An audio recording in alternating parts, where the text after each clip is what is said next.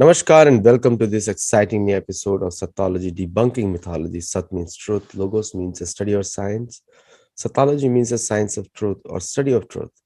Opposite of that is mythology, which means science of fake lie imagination or study of fake lie imagination. Most of our programs focus on the academic view and correcting the current bad narratives or mythology against the native cultures. And therefore, some information may shock you, may not be in line with your curriculums, but what we are doing is an independent fact check for the universities. Like, I really want American universities to stop teaching Ziegler world cultures, because the Ziegler world cultures is a European view. And in if you look at from the history perspective, that is Max Muller's view of the world through the prism of his understanding of India. So please stop teaching Ziegler. It's really destroying American intellect as well as American competitiveness globally. So I have very, very special guest today. Let us welcome her, Gurpreet Chopra. You have watched her many of her videos. So welcome, Gurpreet. Aditya ji, namaste everybody. Namaste. So, Gurpreet, one of the things I think what today's show is all about, the beautiful architectures. And generally, people say that the European architecture is the pinnacle of architecture in the world. Sometimes we call it Gothic as well, Gothic. And so, what is your view on that? Yeah, I think so. In terms of beauty, every culture, even the Greco-Roman culture, has its own beautiful architecture. But it's not just a bias that I'm from India, but personally, even if these statements are being made without really looking at the kind of work that has been done in India. There is a reason why there are so many antiquities getting stolen from India, purchased by the museums abroad. There is a run for purchasing them because they are so beautiful, and they might not be that big in scale like the cathedrals. Some of our temples are really huge, but it may not be as pervasive because we were the colonized people. We have borne the brunt of invasions. But I feel that the Indian architecture, the Indian sense of aesthetic is one of the best, if not the best in the world, because frankly, it is really reflecting their philosophy, the way they look at the world, how they look at the cosmos and the position of man.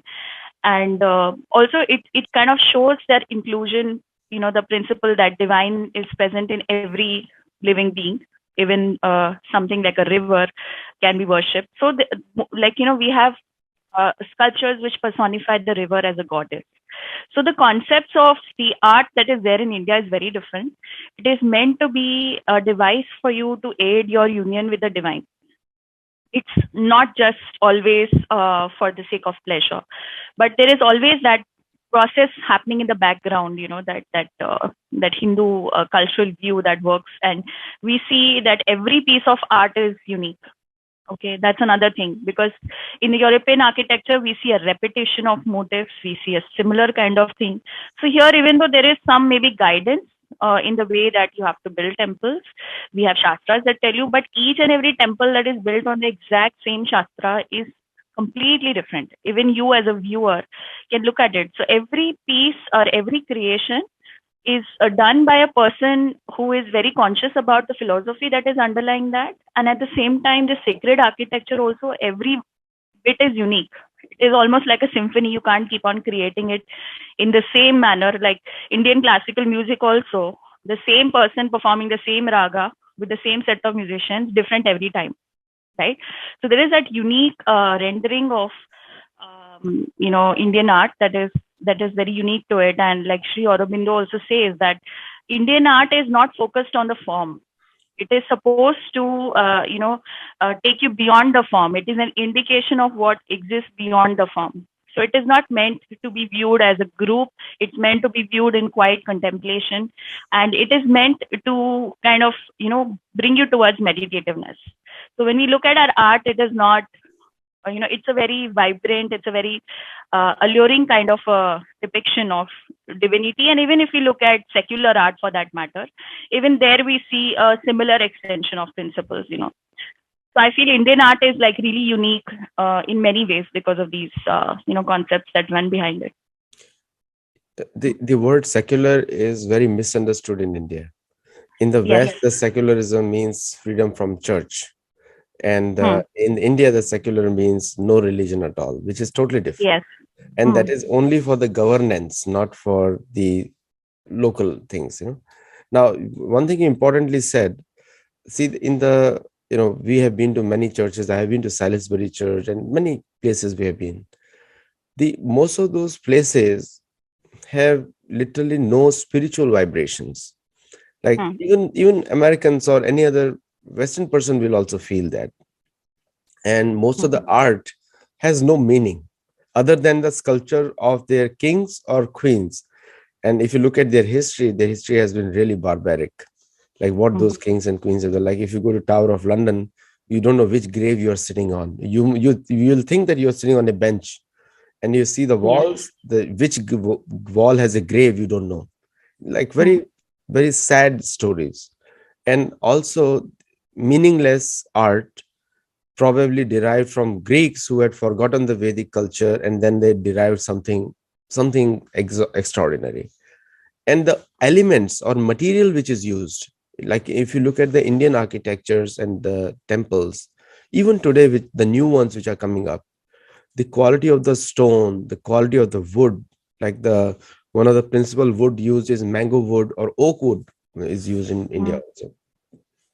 Now all those things are important in the Indian, because iron is not used much. Iron is Hmm. considered bad in the Vastu, but some Hmm. Vastu Shastra guys should correct me over there. Okay? Now, so what is your view on that? And then we start off with the presentation.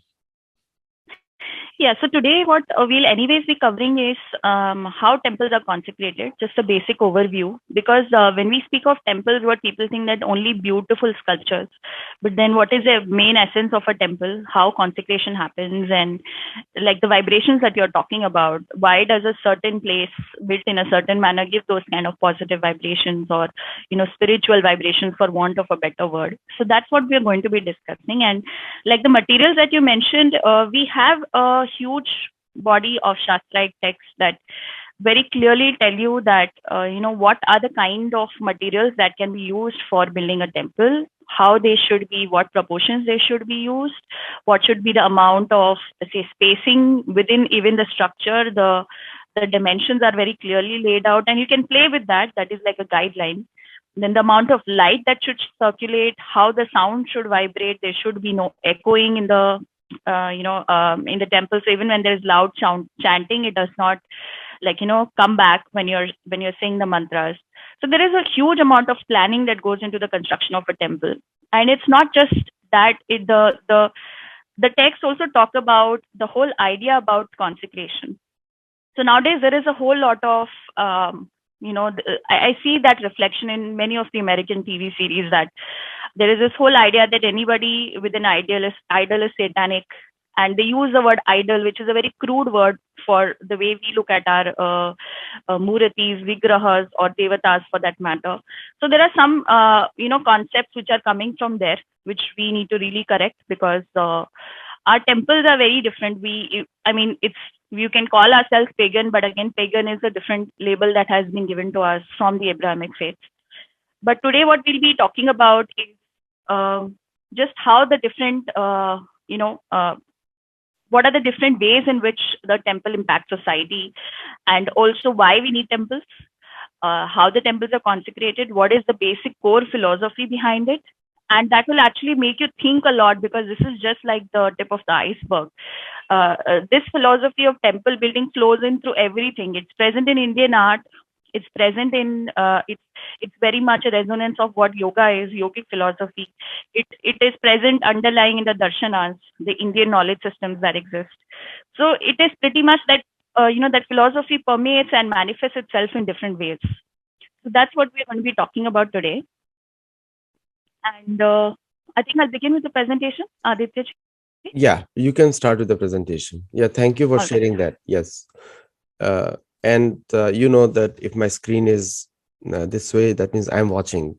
I'm for just for recording purposes, we do that. Sure. Yeah, please go ahead, Gurpreet. Okay.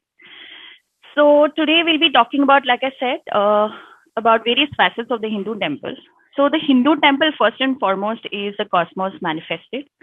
We'll be talking about how and why we talk about the Hindu temple as the cosmos. How did our ancestors really try to build the cosmos in a physical form, and what is the significance of that? And then we will be taking a very brief look at the Hoysaleshwara temple, the temple that you're seeing on the slide in the background. So this is just one of the temples that I have visited in the south that I wanted to highlight, even though this is now currently with the Archaeological Survey of India and is not the real vibrant temple that it was when it was built in the 12th century. But it is one of the apex, I feel, the zenith of Indian sculptural expression. You will see some of the most beautiful sculptures that I will probably take you through today. That will also give you a sense of the fluidity and the very unique expression of Indian art.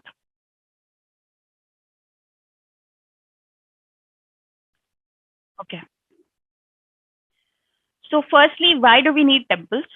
Okay, so here there's a disclaimer that today most of the Indian temples are under government control, but there are many who are not under government control. And also, what we are looking at here is these are case studies which have existed in the past, where we have seen temples really impact society in a very positive manner.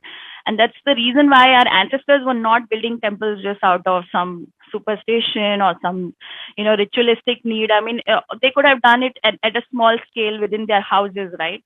But this is being done at a big scale. Why? So there are multiple positives that the temple brings in. Okay, firstly, it's a consecrated space. When we look at the temple, this nucleus of the temple is the deity, the devata, or the vigraha that is residing in the garbhagriha, or the main sanctum of the temple. And this is the space where the devotee or the lay person can walk in and obtain darshan. So in our culture, we talk about darshan, wherein we are communicating with the deity. We are looking at a divine aspect that is enshrined in that murati, and we are getting darshan of it. So whenever a lay person walks into a temple, that person is not saying, I'm looking at a sculpture or I'm looking at an idol. No, I'm going to get a darshan of Shiva. I'm going to get a darshan of the Devi.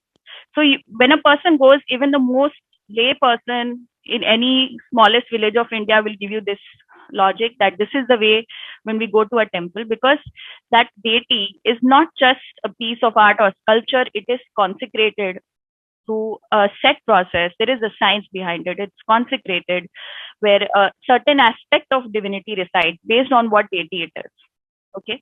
So, firstly, it provides that spiritual opportunity to maybe multiple, what I would say, people who are not that spiritually advanced, who have not reached that level where they can easily access, the different yogic systems, or they can understand what enlightenment is. There are many people like you and me who would need this access of a consecrated space. So that's the main advantage of the temple. Secondly, it is the epicenter, and it was also the epicenter for the spread of traditional knowledge and preservation. So traditional knowledge, again, is not just rituals. The Indian knowledge systems are vast. They cover multiple branches, including grammar, astronomy, astrology. They have multiple systems which talk about aesthetics. There are so many manuscripts that even today we do not know the entire extent of the work that our ancestors have done. So there was a lot of this traditional knowledge, including studying the Vedas and studying the commentaries on the Vedas. There were sciences, maths. Ganit was one of the really important branches.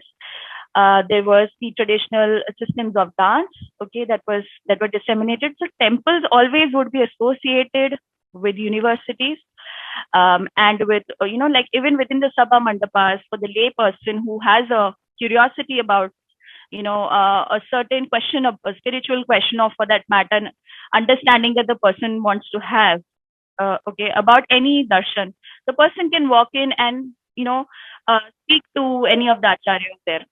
There was that open, there were learning contests that were held where multiple vidwans or scholars would come and debate on multiple topics.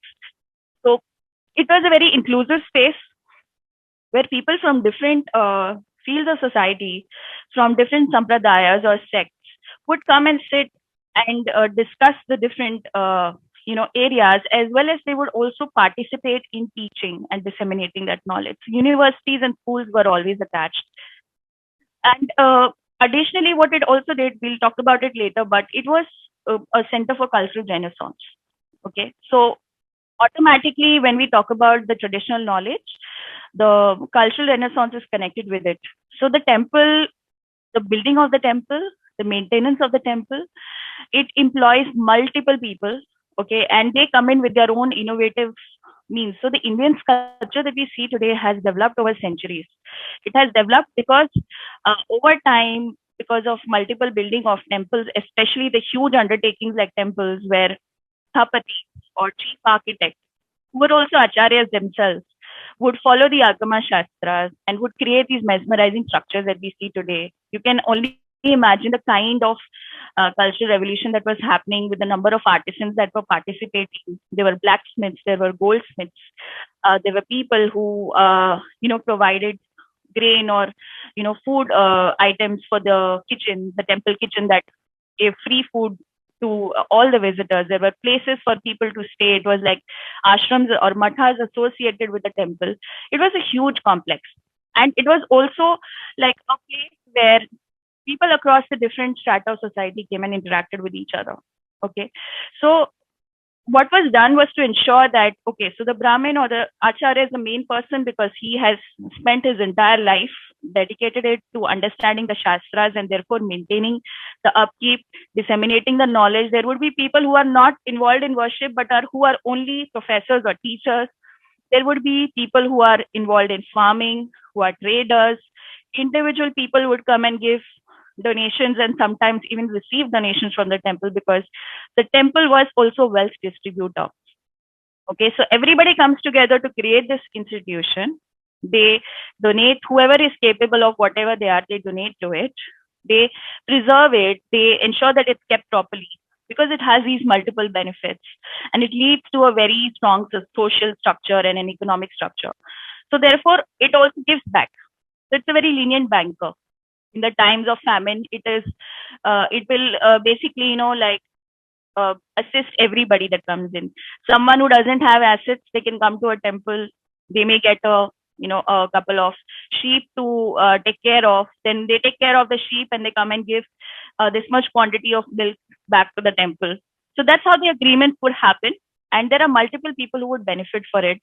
The temples would pay for, creating irrigation channels. The temples would pay for conducting multiple festivals where people again would get more economic opportunities. So it was a complete interlinked system, and there are multiple points of interaction that are happening. There would be some rituals that are only performed by a certain sect. Today we call them as OBCs or Dalits, but that was not always the case. I mean, whatever issues that have come in are more of the post-colonial era. But before that, what we had was that there were people, only certain people could perform the ritual. That is again a representation of that every sect gets to access the deity, gets to be a very important part of the temple and of the festivals. During the festivals, there would be some people who are responsible for singing the hymns, to the deity, and they again come from a particular sect. So they are always guaranteed that they will have this job, they will have this opportunity, they will get paid. So it really created this economic, social, and cultural revolution. And in some of the temples that are free from this, we can see this. And even in some of the bigger temples that are not yet free from the government, in spite of the fact that most of the wealth is being taken away by the government, which is patently unfair because it's being given by devotees for their own particular. It's given for the upkeep of the temple, and it's being given for spreading the Hindu cultural traditions around, right? But we're not able to do that. In spite of that, the people are really committed, and we still see a lot of inspiration and influence that these temples have, on the villages around it. So now, before we just go into the main question, which is that how is a temple consecrated, and really how do we look at a temple? What is a consecrated space? We'll just take a look at maybe what few of the sages or rishis like Aurobindo ji and also some of the academics have said about the temple. So this is a very well researched area and you will find multiple works on it. So for instance, Sri Aurobindo says that an Indian temple, whichever deity it may be built, is actually an altar raised to the divine self. It is a house of the cosmic spirit and it is an appeal and aspiration to the infinite.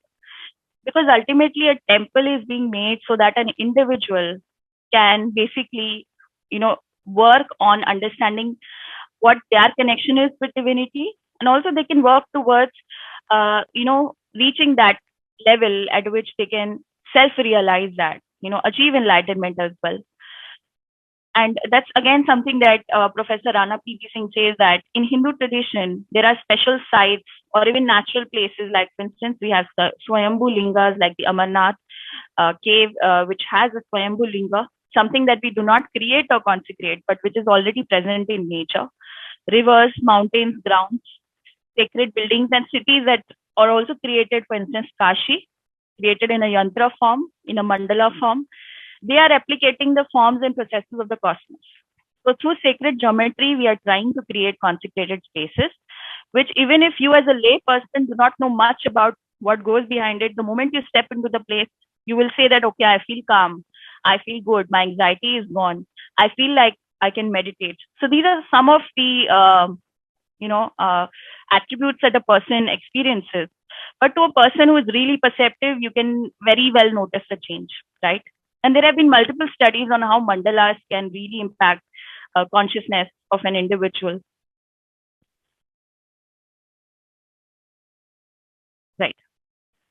So now we come to one of the main topics, which is consecration of the deity.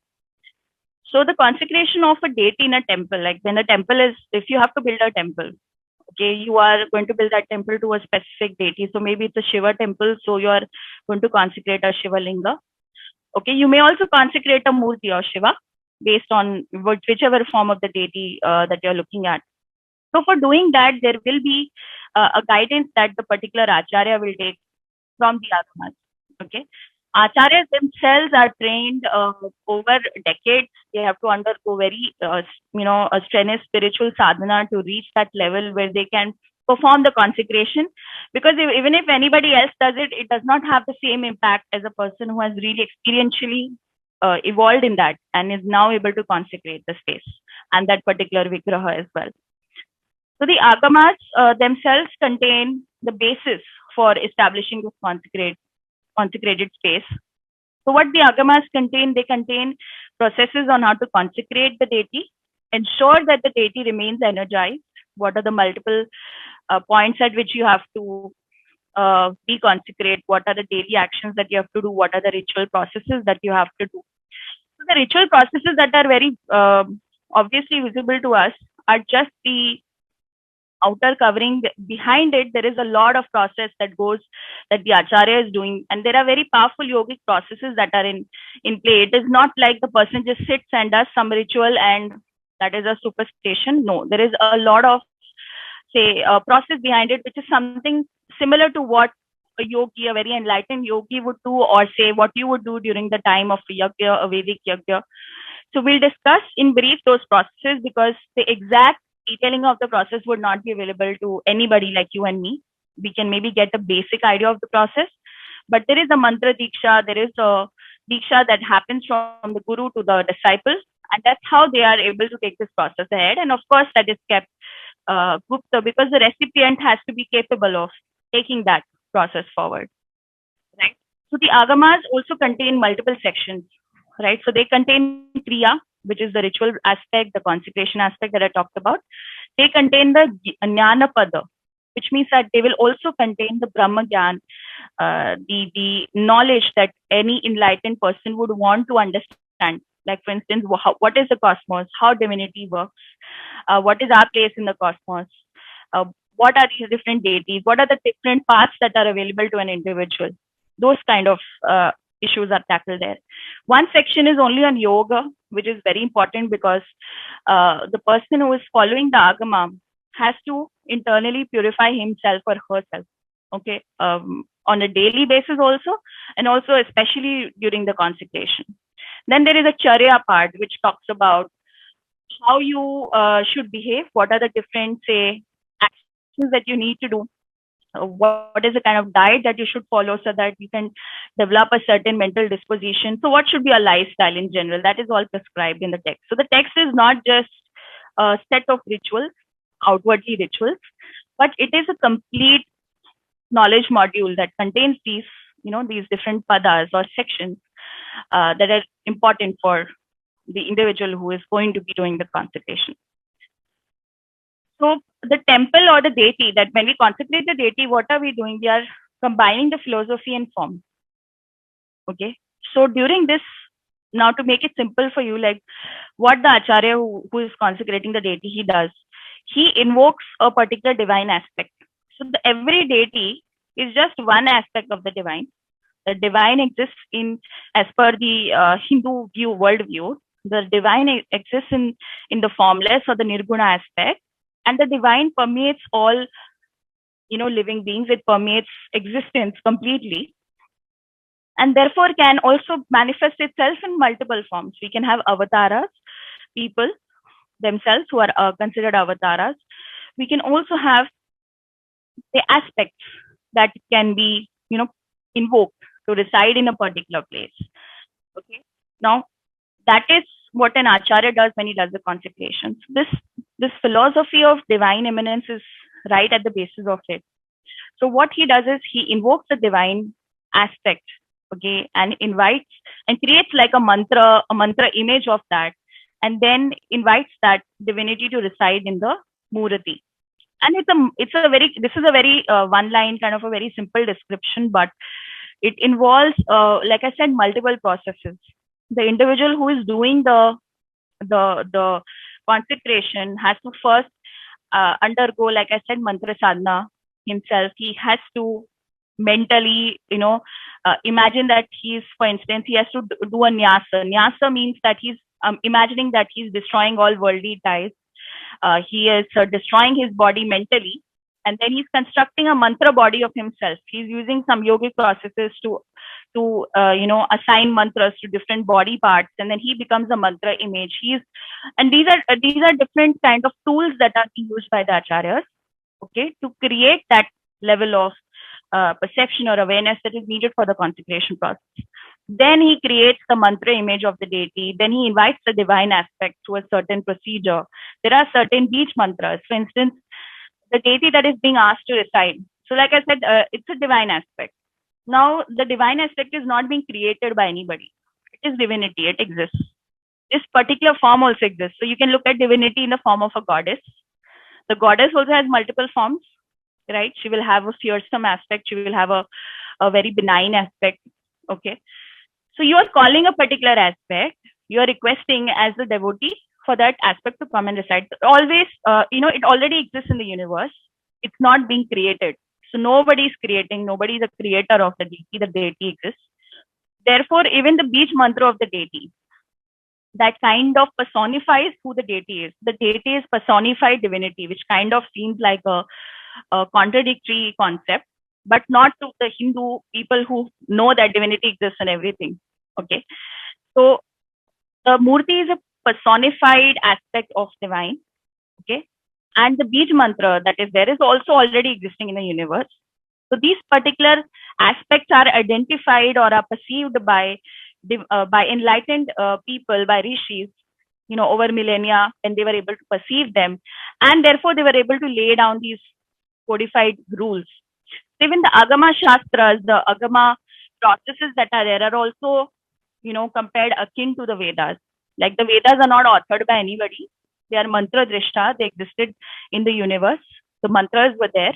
They were only perceived and laid down in the form. So that's exactly what's happening even with the deity consecration. We are bringing a certain aspect down. Okay. So therefore, we also have a yantra. By the way, in many temples in the south, you will see a yantra kept at the base of the murti. Okay. The yantra is a 2D depiction using what we call a sacred geometry. So sacred geometry is another concept that is used during the creation of the temples. Okay. We try to create a mandala. And even the yantra that is present is just a 2D compressed version of the energy form that we are enshrining in the Murati. Okay. So basically, what is happening is that by consecrating the deity, you are making available that aspect to any lay person who is not capable of doing the consecration process himself or herself, can therefore walk into a temple, communicate with that aspect. And this is not just something for the lay person, even someone who is extremely enlightened, someone whom we would call as a guru or a rishi, can, they really get a lot of benefit from a consecrated space. They are able to feel the intensity at a very different level versus what a lay person, someone who has not done a sadhana, would feel. So that is what's done during the opening of the eyes of the deity, which is like the consecration process that I just briefly described. And also, like I said, the consecrated spaces, they represent cosmic geometry. So there is this idea of Vastu Purusha. Vastu Purusha is basically divinity that we are trying to constrain in a square, in a geometric fashion, because we have to try and reflect somewhere the cosmos in geometry form, so that we can then use that to create the temple. Okay. So in that Vastu Purusha diagram, a square is created. It's divided into 64 mini squares or 81 squares. What you're seeing on the right here is an 81 square, Vastu Purusha diagram, where, the center dark portion is for the main deity. So this is like a horizontal plan, which then gets converted to the vertical temple. Okay. And we follow these dimensions on how to construct the temple and its various parts. So the center portion is for the main divinity, and around it we have the other sub deities, and even the other shaded portions that you are seeing, they can be the multiple devatas that exist. For instance, you will see Ganesha, you will see Lakshmi, you may see even Skanda at some of the Shiv temples. So the multiple deities are present around. Even different forms of Shiva can be present. You might see Bhairava, you might see different forms of Shiva in a Shiv temple.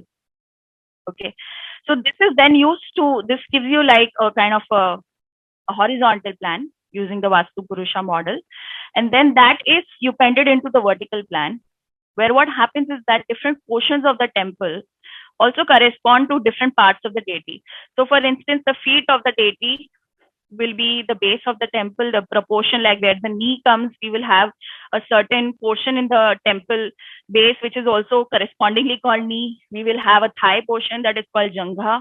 Same way, it's like the reflection of the deity or of the Vastu Purusha is seen in the vertical structure. So in the vertical structure also, we call the topmost portion of a temple as Shikhara, the head, right?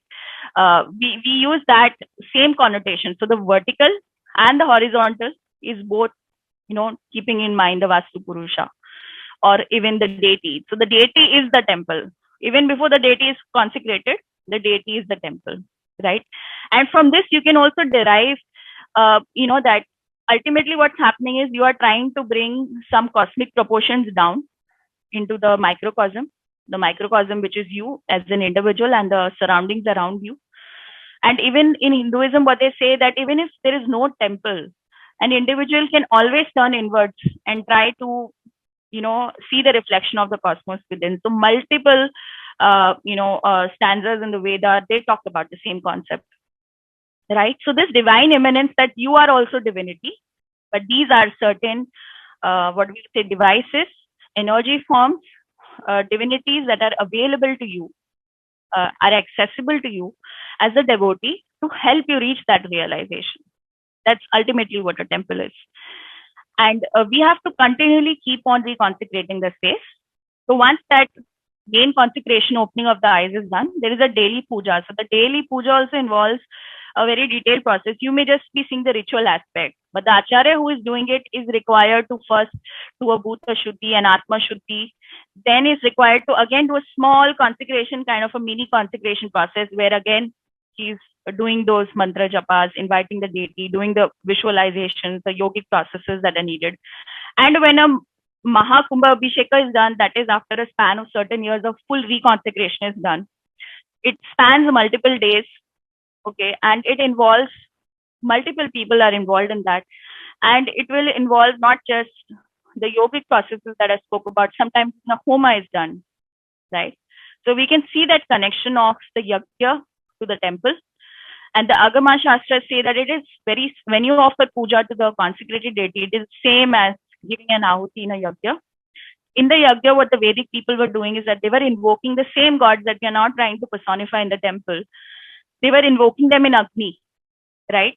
And they were using mantras to access them, which is what we are trying to do in a different symbolic fashion. So when we look at it, it is a continuum where as a culture we have developed it, we have integrated the same concept, Vedic concept into the temple. So there are many people who do both kinds of upasana, do this upasana of the deity and also the nirguna upasana. So there is this, what I would say, there is this issue where people feel that going to a temple is superstitious. It somehow puts you in the lower rung of spiritual realization, and somehow just being someone who is a yogi or a nirguna upasak who doesn't need a temple is more evolved. That is not the case. There have been multiple rishis who have worked themselves consecrated temples. Okay, and this distinction is being foisted upon us, especially because the Abrahamic worldview cannot accept consecrated spaces. It goes against their entire idea of there being one God who tells you what to do, and you are in sin, you are a sinner, and you need help. Whereas here, what we are saying, you are divine. You yourself can invoke the divine. You yourself can access the divine. You can walk into a temple. You can use different processes, and you can access the divine. Right? So that's different. So somewhere that viewpoint has permeated now into the Indian mind space, where a lot of the new Hindu youth feel that going to a temple superstitious. It's not the case, right? And it can be experientially, experimentally, experienced. You can, as an individual, follow the processes and see if they work for you, right? So it can be experienced. The proof can be there when you do it over a period of time. And there are multiple people like me who were on the other side who didn't realize the importance of what a temple is. Who used to look at a temple from the colonial gaze, have now moved out. And this is simply because of my own personal experience of visiting temples that I became very curious about them, and I, started studying about them. So therefore, I will just request that whenever you go to a temple, try to keep these various aspects in mind. Talk to the acharyas in the place. Try and understand what the temple is about the deity. You know, it will be a lot more, what I would say, informative to you as an individual, and also you'll be able to understand your spiritual and cultural heritage better.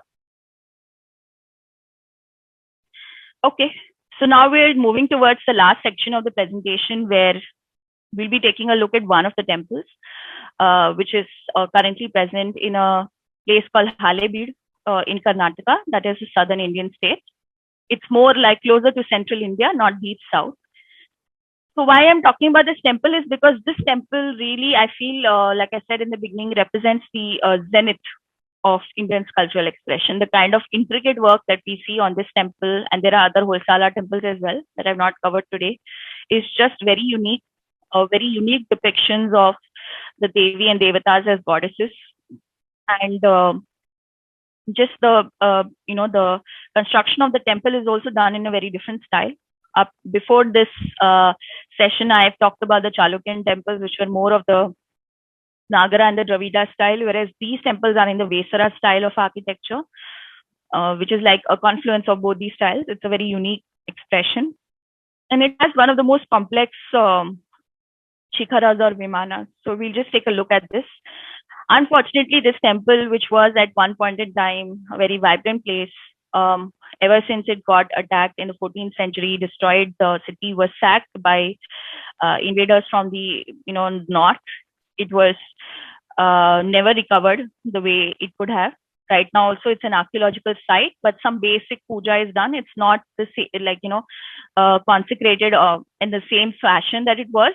In spite of that, even when you visit such places, just the manner in which they are constructed, the kind of depiction of the Devi Devatas, you still feel the vibration. You still feel that it's a consecrated space. So that's the unfortunate bit, that many of our temples are, being looked at as They're looked at as ruins. They are not looked at as heritage, which needs to be repaired and reconsecrated. That's another issue.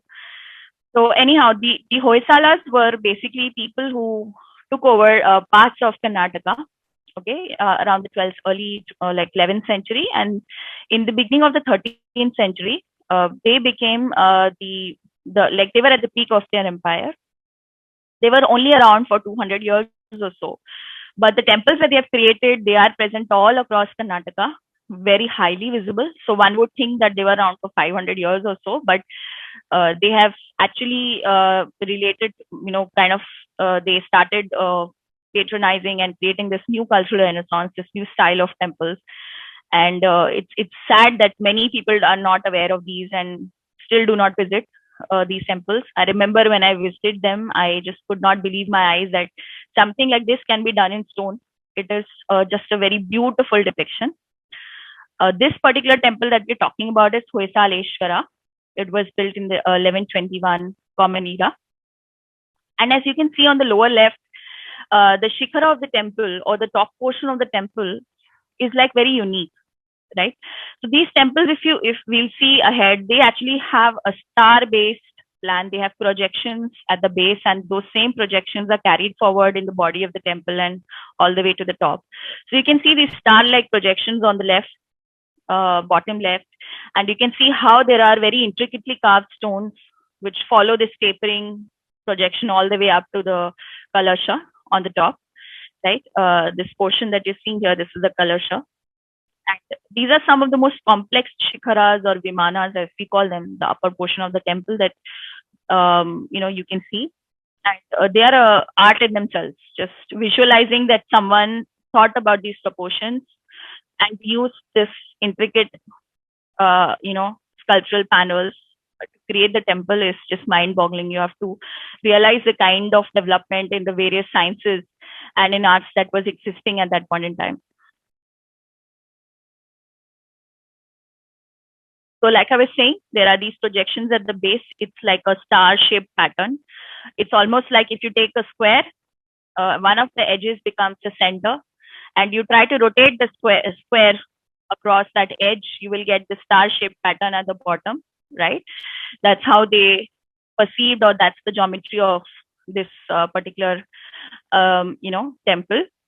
And then you can see at the bottom, they are using a gajapatti, then a simhapatti, which means the elephant, the line of elephants, the line of lions above it. Then we have horses. Then we have mythical creatures called Makara Shardula, which are a combination of multiple animals, again, an artistic imagination. And then above that, we have myriad divinities, depiction of different divinities, some of which we will look at. And it is completely covered by this. Like when you walk end to end, will be your jaw will drop at just the level of intricate work that they have done. They have used soapstone for the construction, even though it is like one of the softer stones that you can easily sculpt. It's not granite, which you see more in the deep south. But still, the work that is done, it makes you feel like were they working with beeswax? It looks that intricate, and that's the level of detailing that was done, right? So this is a Dvikuta temple. In this temple, there are two Shivalingas installed. Okay. Right now, like I said, there is a Shivalinga and a minimal kind of an Abhisheka and Puja happens. So when you go, you can get the darshana. But of course, it's not the same consecrated space and experience like the way it used to be.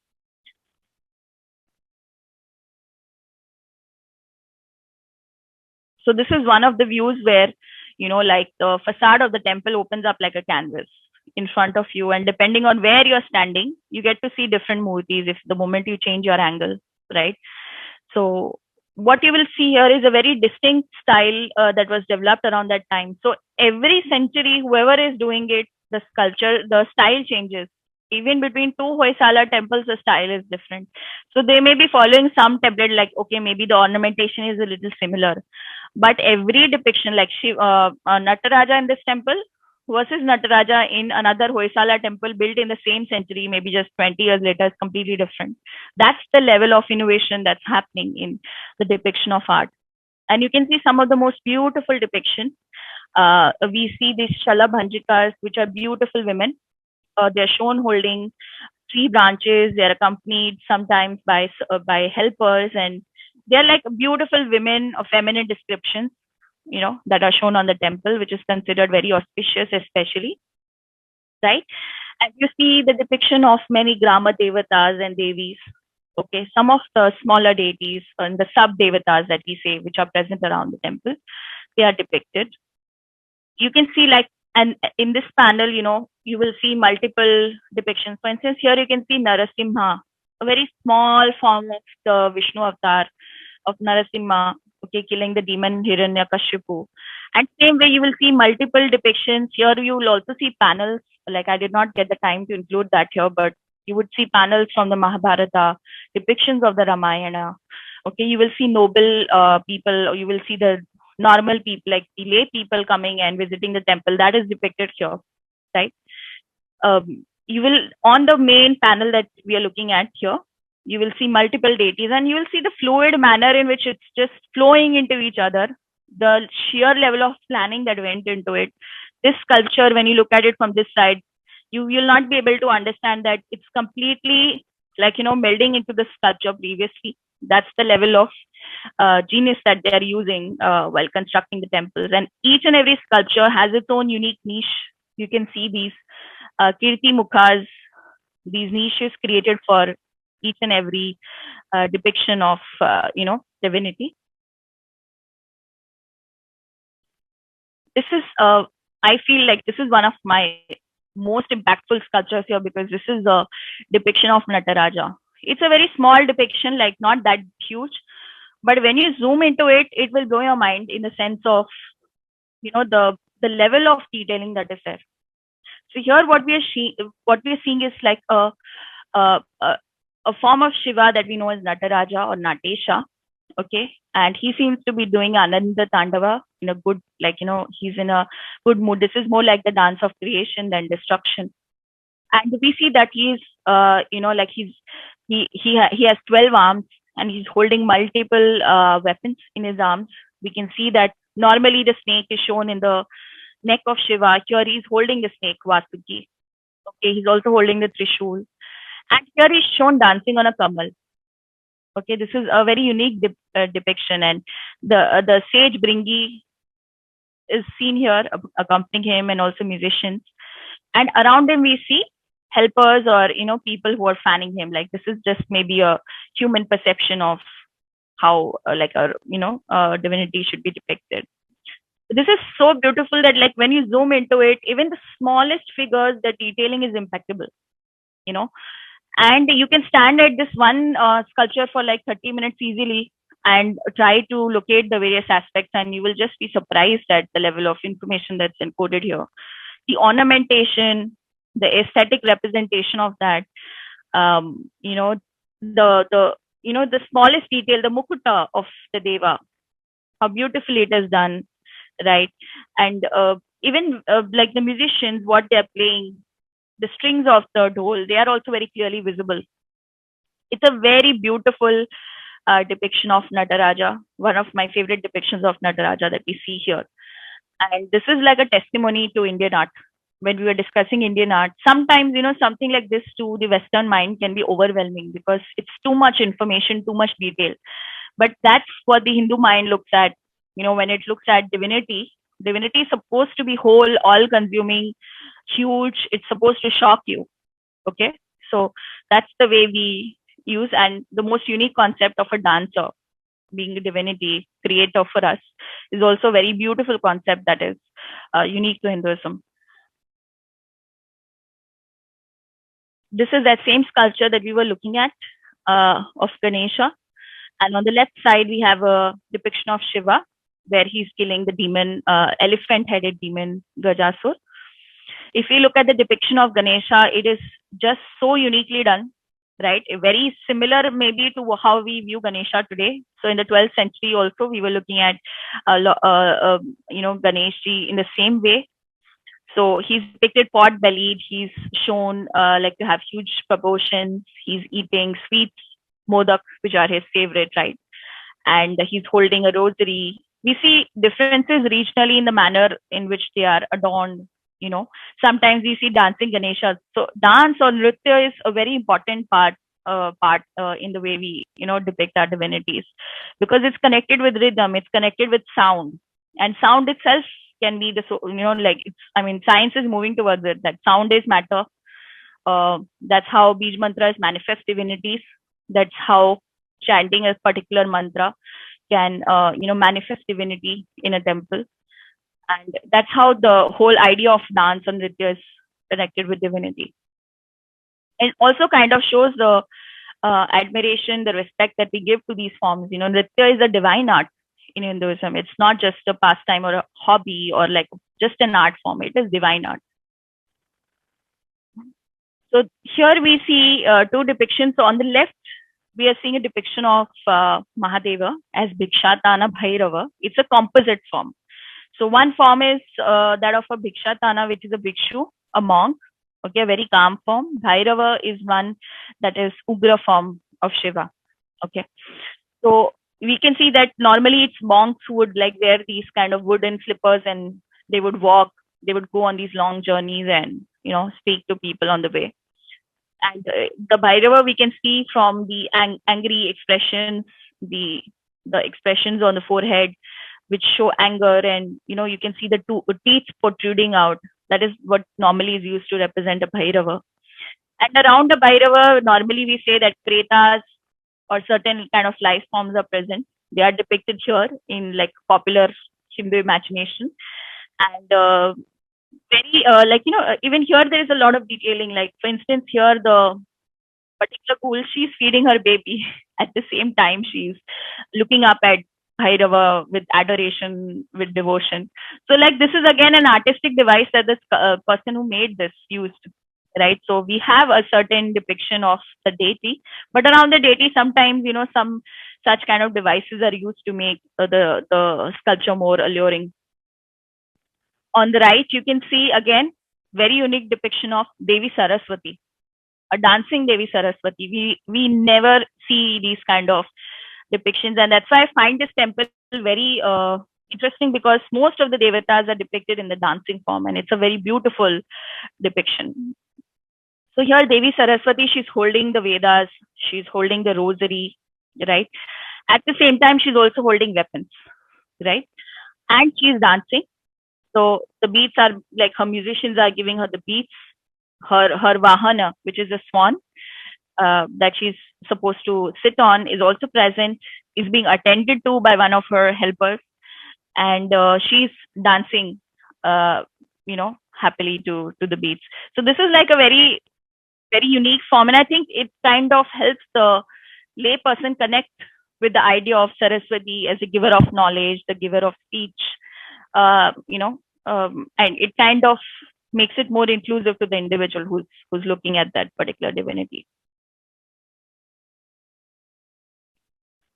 Like I said, this temple is very focused on nritya and on music, in depiction, and it actually, some of its depictions are of dancers, like the one that you see on the left. It's such a realistic depiction. It's almost like a photograph of that time. If somebody is performing, the hands, if you see the exact like posture of each and every finger, you can see that this is almost like a real mudra, like the person is actually modeling it on a real person, and even the feet, some of the toes are turned in, like how the dancer would do it. So this is like a fragment of time that they have captured in stone, and it's extremely beautiful. One of the most beautiful depictions of a dancer, in my opinion. On the right side, you're seeing a musician. Here we are seeing the musician also seems to be a divine musician, maybe from the court of Indra. We can let our imagination, answer that. But this musician is also playing the dhol. You can see the strings are shown in a very realistic fashion. His fingers are shown under the strings. It's almost as if it will move. If you touch it, it should move. That's the level of vibrancy that this sculpture carries. It's almost alive, like it will hop out anytime, and this person, this musician, will play the instrument. That is just how beautiful these depictions are. Finally, the last sculpture that we're looking at, this is a depiction of Ravana Anugraha Murati. So this is a depiction where Ravana, in his arrogance, he thinks he's the best devotee of Shiva. He's very powerful, and he can actually go and lift Kailash, where Shiva is residing. So when he goes and lifts Kailash, and he's able to move Kailash a little bit, lift it up. The Devi senses it, and when Shiva sees that the Devi is uncomfortable, he just presses his toe on the ground, single toe, and the entire mountain collapses on him. He's pinned under the mountain, and you can see how he's training. Like his legs are split wide. He's training, you know, and trying to hold the weight of Kailash on him. This is a folklore that we are depicting here. Okay, and this depiction of Kailash that you can see here. I mean, the resolution is unfortunately bad when you zoom in on it, but the depiction of Kailash is that intricacy. I mean, you will it's mind boggling to look at just how all the Shiva Ganas are shown here. You see animals, you see elephants, you see greenery like fauna depicted here. Then you finally see the depiction of the Devi and Mahadev on Kailasha. And in this episode, Ravana ends up singing hymns to Shiva to placate him and kind of apologize, and that's when he lets him go. Right. So this is that episode that they have shown, and you have to understand the amount of passion and commitment that the people had and the kind of patronage that was happening, how the artisans were experimenting with different modes to depict the various episodes from our Puranas. Finally, we'll just take a look at some of the inscriptions that we see in the Hoysala temples across the state of Karnataka, which would give you an idea of how people interacted with, these temples. For instance, the first inscription talks about an individual who has made a gift of a cow and a buffalo to the temple. So people would come and donate whatever they can. And they knew that what they're doing is they are donating to the upkeep of this consecrated space that's going to benefit them and society. So it was your way of giving to society and of ensuring that this space keeps on running. So when they go and give the cattle to the temple, the temple, what the temple does is that maybe it will loan out that cattle to somebody who is maybe not having a job, can work on this cattle, rear them, take care of them, and then come and give a certain amount of milk or ghee to the temple once a month. Okay, so that kind of arrangement happens. There are various gaushalas associated with the temple, which employs multiple people to take care of them. Right. So the temple property is then, like I said, it's distributed out to different sections who need it, and they are also involved, and they are held accountable for that as well. For instance, the second one talks about the 60 families of oil makers. They gave it up to a deity called Teligeshwara. Okay, they decided to give up the taxes that they were paying to the state, the Hoysala state at that time. Whatever taxes they would pay based on the sales of oil that they were getting, they would give that tax to the temple instead. These were different devices or methods of donations that people were using. And here they are honoring a guru, maybe a Kul Guru or a Shaiva Guru, who is in charge of that temple. They're honoring him and they're telling him that we will do this. So they might give it for a specified period of time or for perpetuity, which means that their children, their grandchildren have to honor it. Right. Then also there is another inscription where the 200 Mahajanas of this place, Mangola, they made grants of certain land for the service of the temple. So then what the temple will do, it will again loan out the land for either cultivation, or it will loan out the land. So that person who is working on the land gets to give 20% of the production, 80% goes to the temple because it's temple land. So that's the way the person who kind of is a landless worker gets, to live with dignity. And at the same time, the grain is used for feeding the thousands of people who would keep coming to the temples free of cost, and at the same time, if it is surplus, then it's distributed at a lower cost or even for free. So that's how temples would function in redistributing this economic assets. So these are Brahmin families who have made the donation. Okay, but these Brahmins are said to be those who are described as Indra in war. So it's not like our Varna system was frozen. There were a few people who were born in Brahmin families, but they were following the Kshatriya Dharma. They were like warriors. Many of them were also maybe local chieftains. They would fight for the king, and their acharan would be that of a Kshatriya, right? So they were moving across the different varnas. They would say that they are from this Brahmin family, but they are like Indra. That's how they want to depict themselves. So these are just some evidences of interactions with the temple.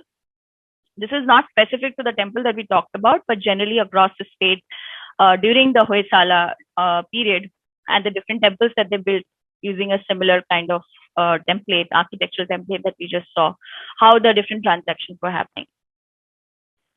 Finally, I would like to close this session just by mentioning my book. So this is the book that I was talking about. I have written on the Pallavas and Chalukyas. This is a coffee table book. It covers the temples and also the interactions of both of these dynasties. So we are talking about early 7th century onwards, the 200 years or so around that time. I've co-authored this book with Bharat, and it's published under Indic Academy and available on Amazon. It's a huge book. Okay, it's an 8 by 10-inch book with 400 pages, and it's like having many lifelike descriptions. You can see some of the deities that are described in the book also on my background. So that's it, I think, for now, Aditya ji. Over to you.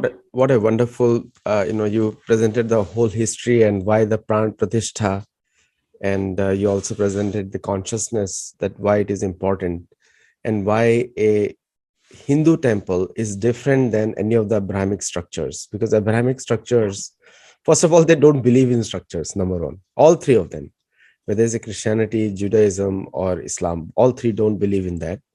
But they make it, those structures, because they know that a human being's attention goes to a physical object.